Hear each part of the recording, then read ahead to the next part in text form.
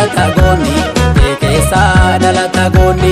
yabbaa isaatiif kafalee aarsa wareegamus gumaa sabatu baasa yabbaa isaatiif kafalee aarsa wareegamus gumaa sabatu baasa gumaa gumaa gumaa sabatu baasa gumaa gumaa gumaa sabatu baasa gumaa gumaa gumaa sabatu baasa gumaa gumaa gumaa sabatu baasa.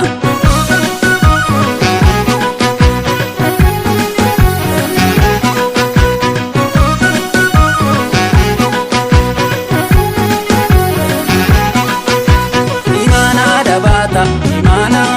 sababala irbuu guddaamate nyaatu akka galaa goonni kayyoof deemu urree keessa gulufa eesseen gallee urufa itti kaa'ee diina urgufa eesseen gallee urufa itti kaa'ee diina urgufa eesseen gallee urufa itti kaa'ee diina urgufa eesseen gallee urufa itti kaa'ee diina urgufa jajjabeeko. Zinara Oromoko Kagodatte gara Ubukisi ya gorme Idasi siniosi Galtu vayalalatu Aleli gadiyasi Garangi ya nara Yabage gubati Yatu malif sinyara Garangi ya nara Yabage gubati Yatu malif sinyara Aleli balmako Jabana chamidade Garan lafu Amana nutamate jari Aleli balmako jabana jamida de Garana furmi amana nutamate jari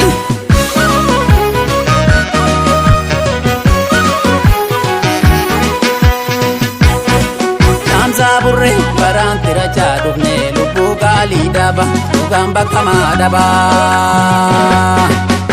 Lupe jaro Apahalo Tupejalo Apahalo Tullu cukala Jalli adulala Liba atate Waidadi galangane tunyate Liba atate Waidadi galangane tunyate Kamsa burre barantira chadufne lubu gali daba Ugamba kama daba Maragara Tupejado Maragara